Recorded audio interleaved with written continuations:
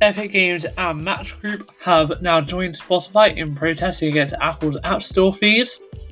The DOJ will reportedly limit social media companies' speech protections, and Facebook and Instagram will let users turn off all political ads for the 2020 election. Those are today's 3 top stories. This is the dynamic digital world. Let's get started.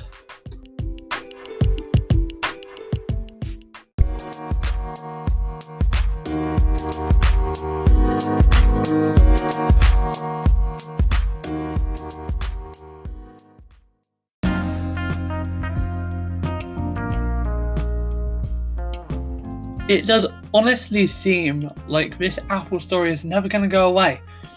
Just today we're hearing of another 2 companies joining Spotify, Epic Games and Match Group, against Apple's App Store fees. Now this is obviously a massive case and it's going to create a lot of hype.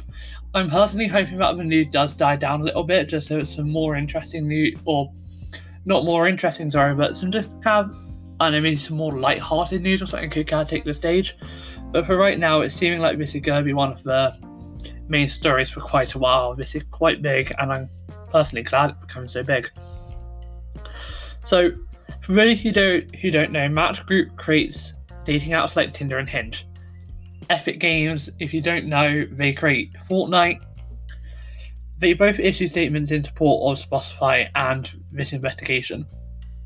This is the following. Such as the following statement from Match Group. Start quote: Apple is a partner, but also a dominant platform whose actions force the vast majority of consumers to pay more for third-party apps that Apple arbitrarily defines as digital services. We welcome the opportunity to discuss this with Apple and create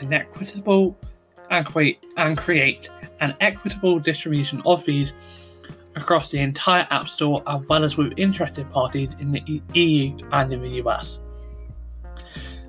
Yesterday, the EU opened 2 antitrust investigations against Apple. One is looking at their 30% cut, the other is looking into how they restrict NFC use.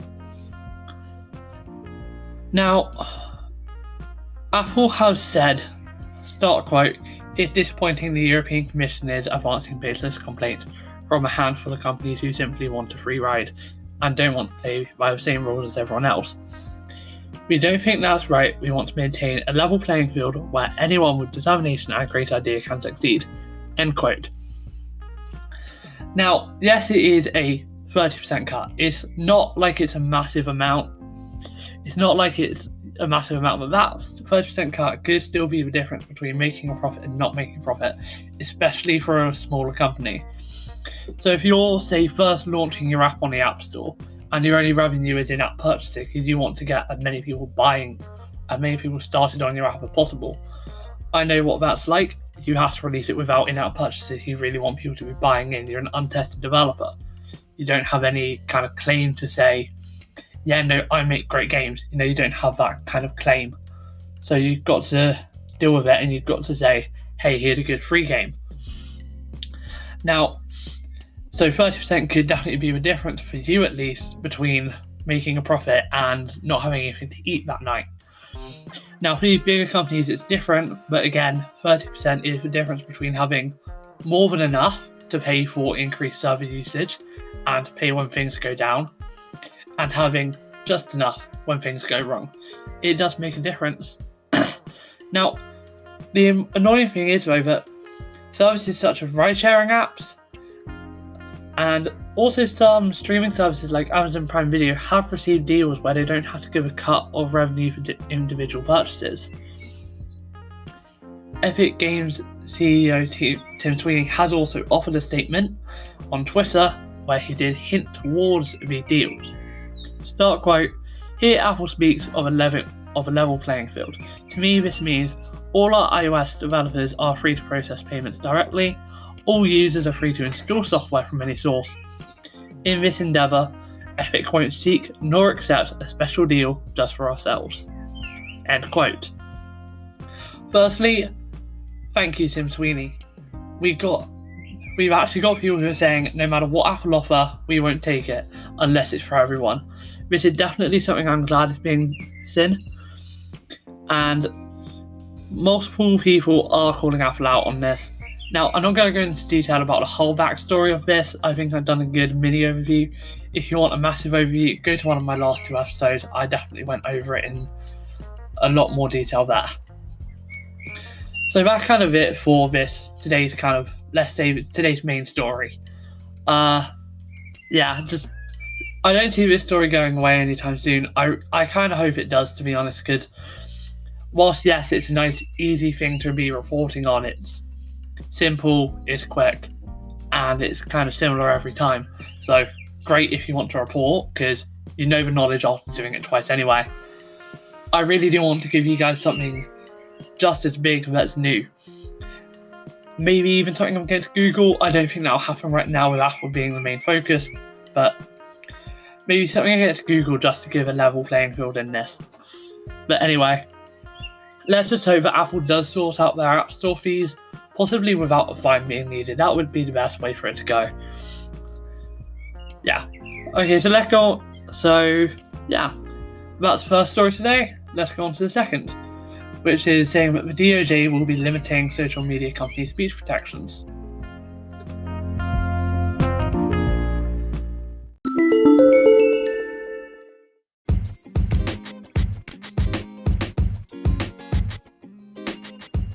Okay, so if you live in America and if you're in the UK and you kind of try to keep up on this sort of news, you will know that a couple months, I think it was 1, maybe 2 months ago, Donald Trump had a couple of his posts deemed as inaccurate news, and he signed an executive order saying that companies should start regulating the way that saying that government needs to start regulating the way that Twitter and YouTube and these sorts of social media companies regulate content on their platforms.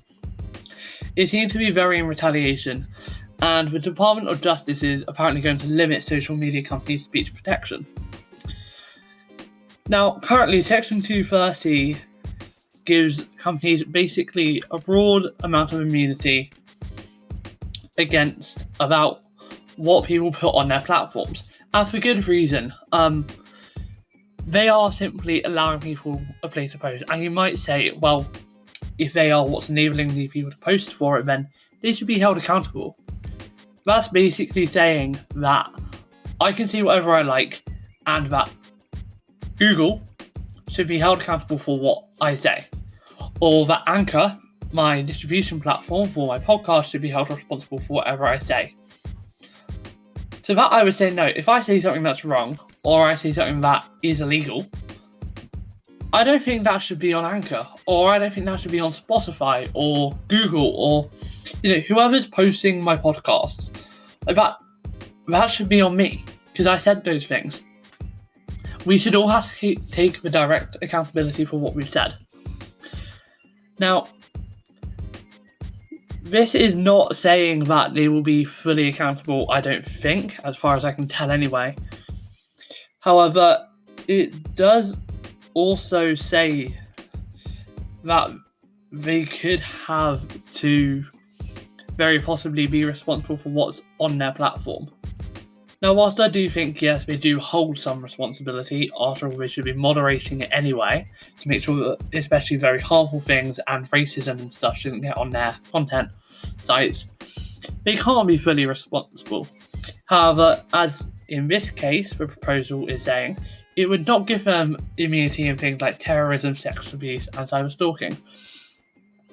I think if someone is using it for cyberstalking, that may not be their that is probably the person who's doing the cyberstalking. So when it says legal protection, I'm not sure whether that means that they would get in trouble for it, or they would just be safe from testifying. So, for example, it could just mean that they will now have to testify saying, yes, we observed this behaviour or something. Like, saying for terrorism and sexual abuse. It could just mean that they have to testify, or it could mean that they have to take self-blame for these things.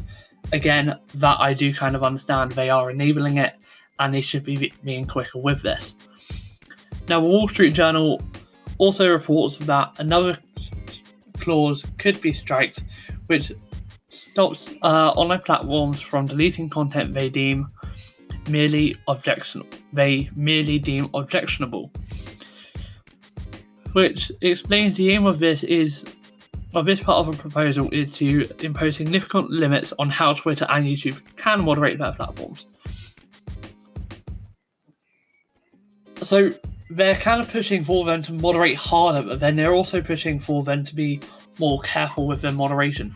Again, this does need to happen, especially YouTube's copyright system. It needs a drastic overhaul. Personally, I think there should be a waiting period where YouTube investigates the issue, and then if they decide, you know what, this is an issue, you have your copyright or your DMCA claim issued. Instead of just straight issue, there should be, you request it, they investigate, outcome. Now, it gives, the Section 230, as I said, gives very broad immunities. So YouTube isn't held accountable for the actions of its biggest stars. As I personally understand, I mean, you can't, that's basically saying, oh, no, YouTube is responsible for what I said, not me. Like, you know, you've got to draw a line somewhere at your own accountability. If you say something, you're responsible for it.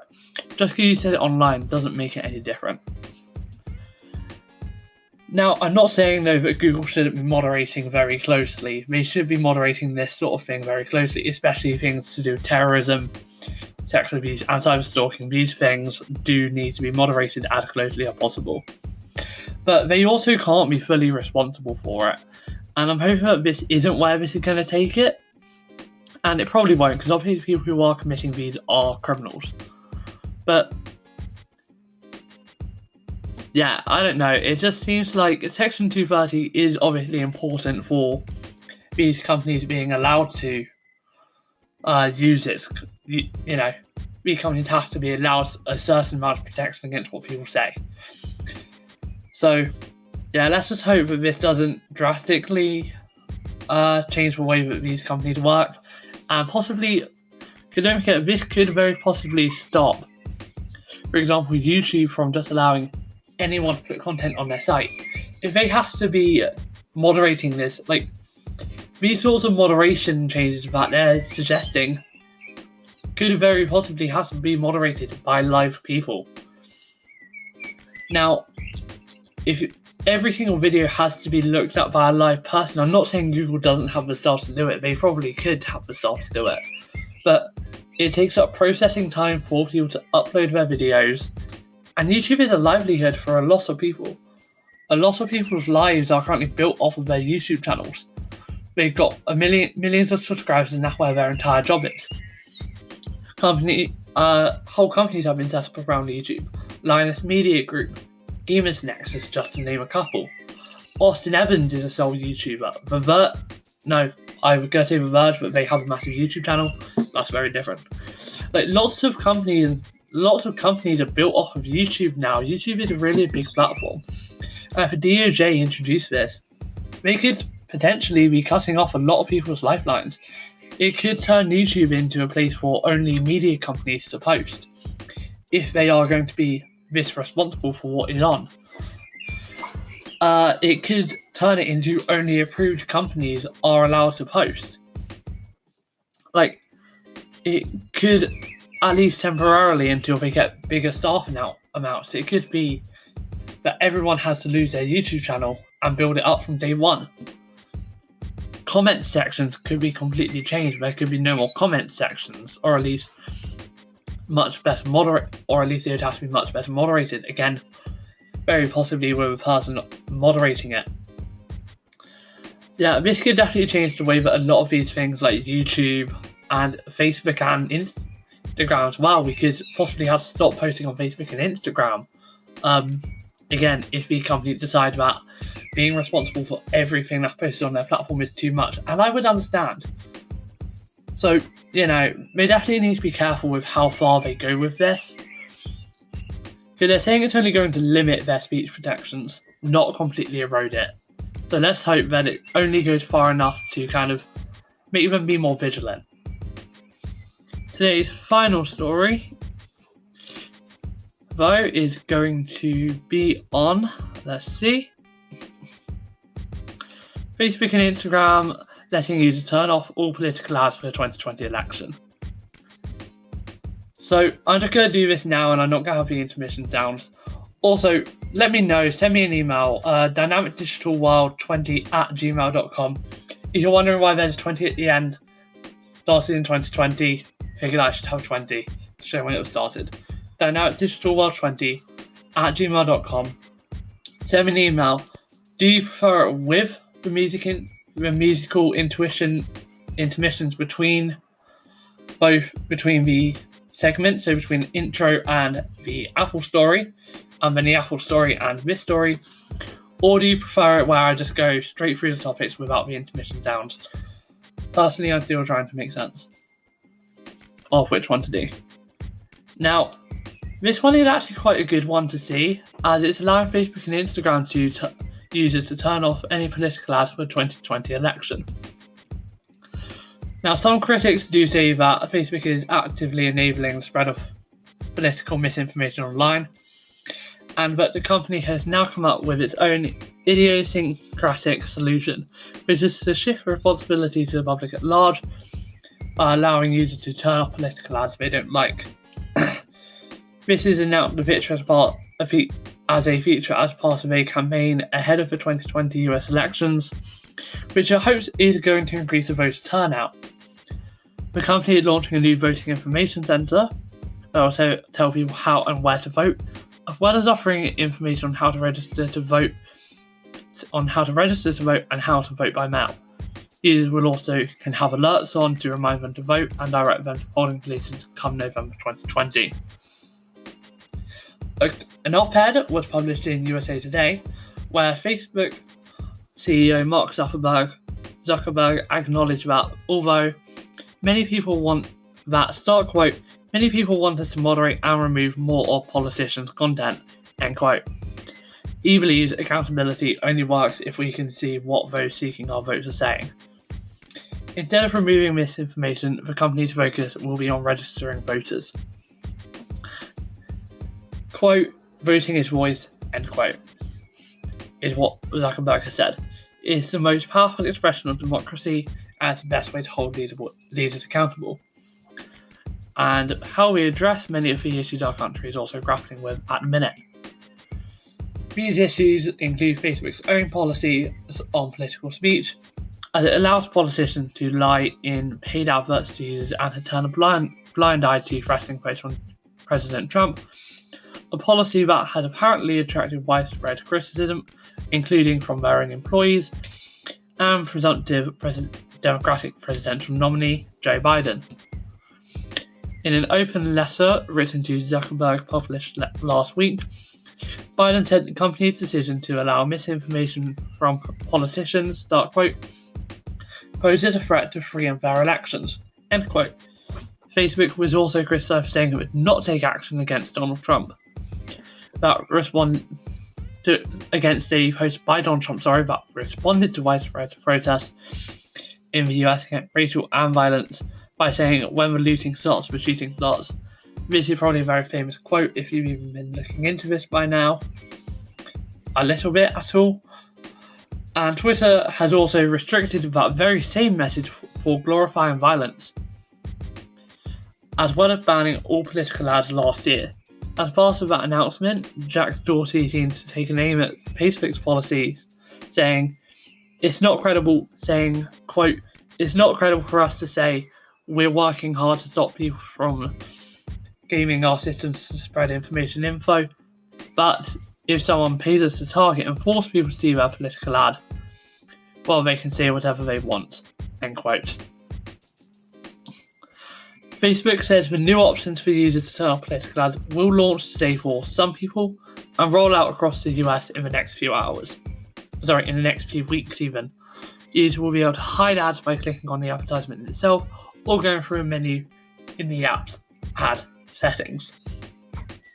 The company also says users will be able to turn off all social issue, electoral or political ads from candidates, super PACs or other organisations that have been paid for by political disclaimer on them. These options will also be available on Instagram. There I can see it possibly being skirted by just having the non-paid for by thing on there as a political disclaimer, but they probably won't do that as that would be ad fraud, so yeah, they probably won't do that. Its goal is also to register a million voters this year using Facebook, Instagram and Messenger, to double the number of people it estimates it helped register in 2016 and 2018. The company also notes that giving users clear information on voting will be even more important due to confusion caused by COVID-19. That is all of today's 3 top stories. Remember, as I said earlier, if you're watching this and you decide, I prefer the intermission kind of tones between them, send me an email, dynamicdigital20@gmail.com. I will have a link. I'll have that in the description below. Send me an email. If you prefer it with the intermissions, let me know. If you prefer it without the intermissions, also let me know. Whichever one has a majority by, I would say by the end of the week, but I think for a couple months or until I got a lot of these, I'm probably going to do kind of a mix of both in it. So first story and intro will be separated by a intermission, and then from the second story onwards, continuous. So yeah, let's just see how that goes. This is the Dynamic Digital World. My name's Luke. Thank you for listening.